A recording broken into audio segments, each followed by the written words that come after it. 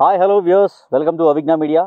ఈరోజు మనం మైబాద్ జిల్లా గూడూరు మండలం తేజావత్ రామ్ సింగ్ తండాకు సంబంధించినటువంటి ఒక బలమైన నాయకులైనటువంటి శ్రీ బానోతు భాస్కర్ నాయక్ గారు ఈరోజు మనతో ఉన్నారు. నమస్తే సార్. నమస్కారం సార్. అసలు మీకు రాజకీయాలకు రావాలని ఆసక్తి ఎలా వచ్చింది? వచ్చి గత కొంతకాలంగా ఉన్న రాజకీయాల్లో ఉన్న మీరు అసలు ఇప్పటివరకు ఏమేం చేశారు? ముందుగా నాతో ఇంటర్వ్యూ తీసుకుంటున్న అవిజ్ఞా టీవీ మీడియాకి ధన్యవాదాలు. గత పాలకులు ఏదో మాకు తెలియని సందర్భాల్లో రాజకీయాలు చేసిండ్రు, కానీ ఇప్పుడు ఈ సిచ్యువేషన్లో యువ నాయకులు, విద్యావంతులు రాజకీయంలోకి రావాలి. చదువు లేని వాళ్ళు, బుర్ర లేని వాళ్ళు, బుద్ధి లేని వాళ్ళు మనల్ని పాలిస్తున్నప్పుడు మనం ఎందుకు రాజకీయంలోకి రాకూడదు, మనం ఎందుకు ప్రజాసేవ చేయకూడదు అనే కాన్సెప్ట్ తోటి రాజకీయంలోకి రావడం జరిగింది. ఈ రాజకీయంలో వచ్చి నేను దాదాపు 10 సంవత్సరాల నుంచి నాకు తెలిసిన విలేజ్లో, ప్రతి తండాల్లో, ప్రతి పేదవారికి కష్ట సుఖాల్లో పాలు పంచుకోవడంలో నేను ముందుంటున్నాను. అలాగే ఈ రామ్ సింగ్ తండా గ్రామ పంచాయతీ ఏర్పడిన నుండి మా ప్రజలకు తెలిసిన ఎలాంటి విషయాలు కానీ, కేంద్ర ప్రభుత్వ పథకాలు కానీ, ఎలాంటి పథకాలు ఉన్నా వాళ్ళకి ఇంప్లిమెంట్ చేసి నేను ఈ పథకాలను ఇప్పించడం జరుగుతుంది. గతంలో ఉజ్వాల యోజన గ్యాస్ కనెక్షన్లు కానీ ప్రతి కుటుంబానికి అందించిన దాఖలాలు ఉన్నాయి. మరి కరోనా టైంలో కూడా ప్రతి కుటుంబానికి నాకు తోచిన సాయంగా నా సొంత ఖర్చులతో ప్రతి పేద కుటుంబానికి ప్రతి గడప తొక్కి ఆ సమస్యలను కరోనా టైంలో ప్రతి ఒక్కటి శానిటైజర్ కావచ్చు, మాస్కులు కావచ్చు, అలాంటి వస్తువులు వాళ్ళకి అందించడం జరిగింది. ఓకే, అంటే మీరు ప్రత్యక్షంగా ప్రజల మధ్యలో ఉంటూ వాళ్ళ అవసరాలను తీరుస్తున్నారు, మొదటి నుంచి వాళ్ళకి సహాయంగా ఉంటున్నారు. అయితే ముఖ్యంగా మీ యొక్క గ్రామ పంచాయతీ పరిధి విషయాలను ముందుగా మాట్లాడుకుంటే తెలంగాణ ఏర్పడక ముందు ఉన్నటువంటి పరిస్థితులు ఇంకాస్త దారుణంగా ఉండేవి. సో మరి తర్వాత కొంత మార్పు వచ్చింది అనేది వినిపిస్తుంది. ఎంత మార్పు వచ్చింది? అసలు మీ యొక్క గ్రామ పంచాయతీ పరిధిలో అసలు ఈ గత 10 ఏళ్ళుగా ఉన్నటువంటి పరిస్థితులు అనేది ఎలా ఉన్నాయి? గుండెంగా గ్రామాన్ని మండలంగా ఏర్పాటు చేయాలని మేమే అన్నాము, కానీ గుండెంగా గ్రామాన్ని మండలం చేయలేదు. గుండెంగా గ్రామంలో ఉన్నటువంటి తండాలను గ్రామ పంచాయతీ కూడా చేయాలని దాఖలు ఈ గత పాలకులది. కాబట్టి ఈ గ్రామాలు ఒక 500 జనాభాతో ఓటర్లతో ఉన్న తండాలను గ్రామ పంచాయతీ చేయాలన్న కాన్సెప్ట్ వాళ్ళకు లేదు. కానీ ఒకటే మా రామ్ సింగ్ తండా గ్రామ పంచాయతీ ఒకటే చేయడం జరిగింది.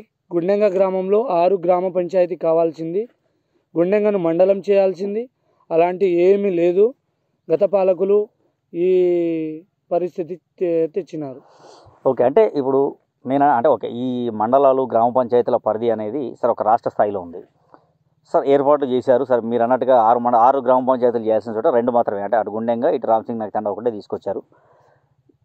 ఈ ఏర్పడిన ఈ గ్రామ పంచాయతీలో అంటే ఇప్పుడు మీ యొక్క లోకాలిటీ జరగాల్సినటువంటి అభివృద్ధి పనులు అనేటివి, ఏ రకమైనటువంటి అభివృద్ధి పనులు అనేటివి జరగాలి, ఏం జరిగాయి, ఇంకా అవసరాలు ఏమున్నాయి అనే దాని మీద నేను అడుగుతున్నాను. అంటే రోడ్లు కావచ్చు, డ్రైనేజీలు కావచ్చు, ఇప్పుడు రకరకాల పల్లె ప్రగతి అనే ఒక కార్యక్రమాన్ని పెట్టేసి రకరకాల కార్యక్రమాలు చేసుకుంటూ వచ్చారు. హరితహారం కావచ్చు, సోక్ పిట్స్ కావచ్చు, రోడ్స్, డ్రైనేజెస్, వైకుంఠధామం అని, డంపింగ్ యార్డ్స్ అని, స్వచ్ఛ భారత్ మిషన్ సంబంధించిన అంటే మన ఈ ఇంటింటికి బాత్రూమ్లు అని రకరకాల కార్యక్రమాలు చేసుకుంటూ వచ్చారు కదా. మరి ఇవన్నీ మీ గ్రామ పంచాయతీలో జరగలేదంటారా గత 10 ఏళ్ళుగా, ముఖ్యంగా గత 5 ఏళ్ళుగా? నిధులు ఘనం, అభివృద్ధి శూన్యం. సొమ్ము కేంద్రాంది, సోకు రాష్ట్రాంది. పైసా మోడీది, జల్సా వీళ్ళది. కేంద్రం నుంచి వచ్చే గ్రామ పంచాయతీకి నేరుగా వచ్చే 90% నిధులు మొత్తం కేంద్ర ప్రభుత్వాన్ని. ఇవాళ శ్మశాన వాటిక, డంపింగ్ యార్డు, హరితహారం, ఇవాళ మొత్తం కేంద్రం నిధులు. ఇవాళ స్వచ్ఛ భారత్ కానీ, ఇవాళ నేరుగా గ్రామ పంచాయతీ సిబ్బందికి వచ్చే జీతం కానీ, ఇవాళ ప్రతి ఒక్కటి నేరుగా గ్రామ పంచాయతీకి వచ్చేది 90% నిధులు.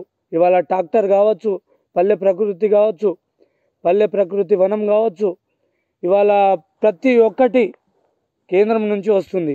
కానీ స్వచ్ఛందంగా జరగలేదు, ఏదో చేసినామా లేదా అనేది. ఇవాళ లైట్స్ కావచ్చు, ఈ గ్రామ పంచాయతీలో కనీసము లైట్లు పోయి సంవత్సరం అవుతుంది, కానీ లైట్లు వేసే స్థితిలో ఏ పాలకులు లేరు. కాబట్టి కేంద్రం నుంచి వచ్చే నిధులని నీళ్లపాలు చేస్తున్నారు తప్ప స్వచ్ఛందంగా నడిపే స్థితిలో వాళ్ళు లేరు. సరే, గ్రామ పంచాయతీగా ఉన్నటువంటి మేజర్ గ్రామం అయినటువంటి మీ రామ్ సింగ్ తండా కావచ్చు, లేదా దాని కింద ఉన్నటువంటి 15 తండాలు కావచ్చు, ఎక్కువగా ఇబ్బంది పడుతున్నటువంటి సమస్యలు ఖచ్చితంగా అసలు ఈ ఈ ఇట్లాంటి పరిస్థితుల్లో ఉన్నాం ఏంటి అని అనిపించేంత ఎక్కువగా ఇబ్బందులు పడుతున్నటువంటి సమస్యలు ఏమేమి ఉన్నాయన్నట్టు ఇక్కడ? మా తండాలో ఉన్నటువంటి కనీసము నైట్ పూట ఏదైనా సమస్య గర్భిణికి ఉంటే అంబులెన్స్ పోలేని స్థితిలో ఉన్నాయి కొన్ని తండాలు. అవి గాంగ్ల తండ కావచ్చు, నల్లబోడు కావచ్చు, కనీసం రోడ్ సౌకర్యం కూడా లేదు. గతంలో మేము రోడ్ల కోసం కూడా కొట్లాడాం. మా మీద ఎన్నో కేసులు అయినాయి. అయినా మేము ఆ తండ కోసము కనీసము నీళ్ళు వాటర్ అనేటివి రావటం లేదు. కనీసము కరోనా టైంలో ఉన్నట్టు ఆ టైంలో బ్లీచింగ్ పౌడరు, ఆ టైంలో బురదలు కానీ, ఆ టైంలో కనీసం ఒక వెహికల్ కూడా 2 వీలర్ కూడా నడుచుకొని వెళ్ళే స్థితిలో కూడా ప్రజలు రానటువంటి స్థితిలో కూడా అలాంటి రోడ్లు ఉన్నాయి. అవి రోడ్లు మరమ్మతు చేయాలి. మరియు అక్కడి నుండి గుండెంగలో కనీసము ఒక పోస్ట్ ఆఫీస్ ఉంది. ఇప్పుడు ఈ పాపులేషన్లో 1400 ఓటర్స్ ఉన్నారు. ఈ రామ్సింగ్ తండా పాపులేషన్లో ఒక పోస్ట్ ఆఫీస్ అనేది రావాలి. మరియు ఒక ప్రాథమిక హెల్త్ సెంటర్ అనేది రావాలి. అడుగు కనీసము గాంగ్ల తండ, నల్లబోడు, చౌడు తండ, దొడ్డి తండ అనేది కనీసం సుమారు 4 కిలోమీటర్ గుండెంగా దూరంలో 4-5 కిలోమీటర్లు ఉన్నారు. కాబట్టి ఈ రామ్సింగ్ తండ పరిధిలో పోస్ట్ ఆఫీస్ కానీ, వాటర్ ప్లాంట్ కానీ, హెల్త్ సెంటర్ కానీ అలాంటి మరమ్మత్తు చేయాలని, ఇంకా డెవలప్మెంట్ చేయలేదు.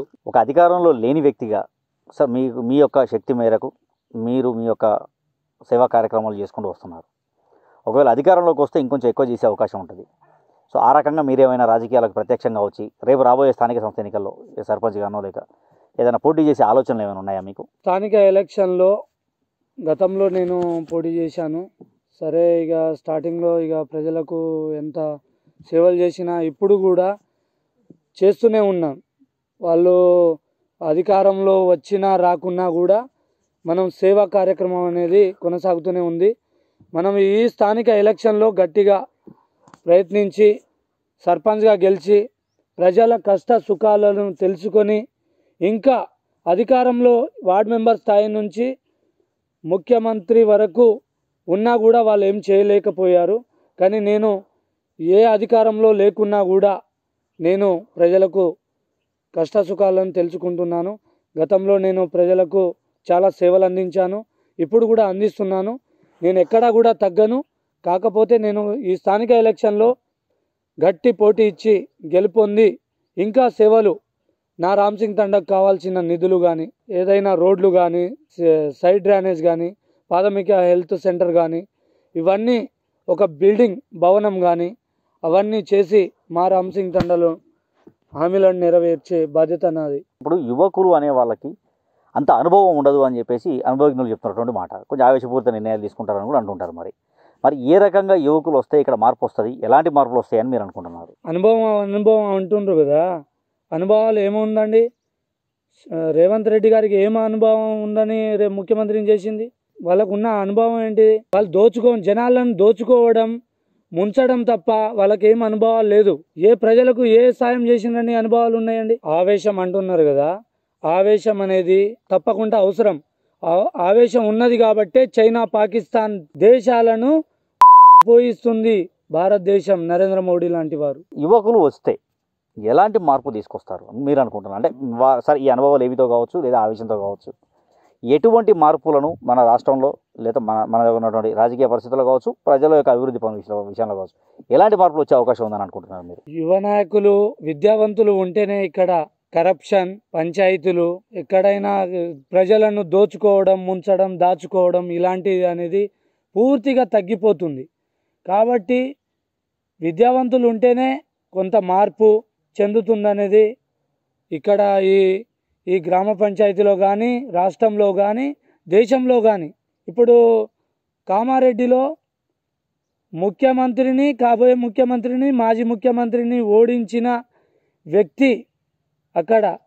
ఎందుకంటే అక్కడ అది మార్పు కావాలని, ఇక్కడ కూడా మార్పు, అలాంటి వ్యక్తి మార్పు రావాలనే కాన్సెప్ట్ తోటే. ఓకే, అంటే మార్పు తీసుకురావాల్సి వచ్చినప్పుడు ఎదురు వ్యక్తి ఎంత పెద్ద వ్యక్తి అయినా సరే అది మనకు అవసరం లేదు, ఒక రకంగా మార్పు రావాలి, తీసుకొచ్చే విషయాలు అయితే ఉన్నాయి. ఓకే అండి, సరే. ఇప్పుడు మీరు ఒక టాపిక్ తీసుకుంటే, మీరు కనుక రేపు పొద్దున సర్పంచ్గా ఎన్నికైతే, మీ గ్రామ ప్రజలందరూ మీకు ఓటేసి మిమ్మల్ని సర్పంచ్గా ఎన్నుకుంటే ఈ గ్రామంలో అంటే మీ గ్రామ పంచాయతీ పరిధిలో ఉన్నటువంటి 15 తండాలు కావచ్చు, మీ గ్రామంలో కావచ్చు, అసలు మీరు ఏం చేయాలనుకుంటున్నారు? ఇక్కడ ఉన్న ప్రజలకు మీరు ఏం చేయాలనుకుంటున్నారు? అంటే ఎలాంటి మార్పు తీసుకురావాలనుకుంటున్నారు? ఎలాంటి అభివృద్ధి చేయాలనుకుంటున్నారు? మా తండాలకు సంబంధించింది ఇప్పుడు ఇంతకుముందు అన్నాను, రోడ్స్ కనీసం అంబులెన్స్ పోలేని పరిస్థితి, కనీసం 2 వీలర్ పోలేని పరిస్థితిలో ఉన్నారు. వాళ్ళకి కంప్లీట్గా సెంట్రల్ నుంచి వచ్చే Pradhan Mantri Sadak Yojana roads, health centre, post office, Mee Seva కేంద్రాలు, వాటర్ ప్లాంట్స్, అలాంటి building, GP building, Swachh Bharat కింద కనీసం వచ్చే ఇంకా వెహికల్స్, ఇంకా రైడ్ డ్రైనేజ్లు, లైట్స్, ఇంకా వాళ్ళకి కావాల్సింది ప్రతి తండాలో ఒక్క లైటు పోకుండా నిరంతరం ఉండేది లైట్స్ ఏర్పాటు చేయాలి. మరి ఇంకా మనకు కావాల్సింది ఏదైనా టెంపుల్స్ కానీ ఏదో ఒకటి డెవలప్ చేయాలనే కాన్సెప్ట్. ఇప్పుడు పక్కనే ఆంజనేయ స్వామి టెంపుల్స్ ఉంది, ఆ టెంపుల్స్కి ఏదైనా రోడ్డు కూడా సౌకర్యం లేదు. రోడ్స్ కానీ ఏదో ఒకటి చేయాలనే కాన్సెప్ట్ తోటి మా పక్కనే ఉన్నది ఒక చెర్లతండ స్కూల్ ఉంది, గోడ కూలుతుంది, బాత్రూమ్ సరిగా లేదు, వాటరు భగీరథ వాటరు ఫ్లోర్ అయి కిందికి పోతుంది, పిల్లలకు ఇబ్బంది అవుతుంది.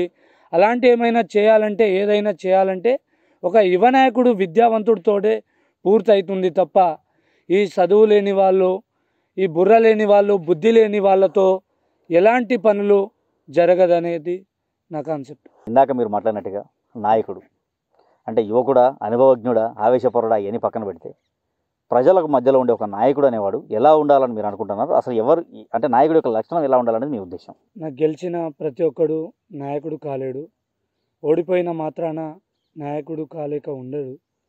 కాబట్టి నాయకుడు అనే వ్యక్తి ప్రజల్లో నిరంతరం ప్రజల కోసం పాటుపడే వ్యక్తి, ప్రజల కష్ట సుఖాలను తెలుసుకునే వ్యక్తి, ప్రజలకు ముంచకుండా ప్రజలను దోచుకోకుండా ఉండే వ్యక్తి అసలైన నాయకుడు. ఓకే, ఇవి తేజావత్ రామ్ సింగ్ తండా గ్రామ పంచాయతీ పరిధిలో ఉన్నటువంటి పరిస్థితులు.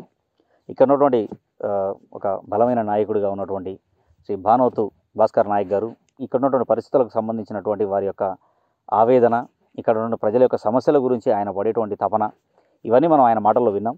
సో రేపొద్దున కనుక మళ్ళీ రేపొద్దున రాబోయే స్థానిక ఎన్నికల్లో ఆయన పోటీ చేసి సర్పంచ్గా ఎన్నికైతే ఈ గ్రామ పంచాయతీ పరిధిలో ఎటువంటి కార్యక్రమాలు చేయాలనుకుంటున్నారు, సో ఏ అవసరాలు ఉన్నాయి, ఇవన్నీ చేయాలనే విషయాన్ని కూడా ఆయన తన మనస్ఫూర్తిగా ఆయన యొక్క పూర్తి వివరాలు మన ముందు ఉంచారు. సో ఎలాంటి అభివృద్ధి చేయాలనుకుంటున్నారో కూడా మన అందరికీ చెప్పారు. సో కాబట్టి గ్రామ పంచాయతీ ప్రజలు కూడా దీన్ని అర్థం చేసుకొని సో వారి యొక్క తెలివైన నిర్ణయాన్ని తీసుకొని ఎవరిని ఎన్నుకుంటారనేది సో వచ్చే ఎన్నికల తర్వాత మరోసారి కలిసి చూద్దాం. అంతవరకు సెలవు.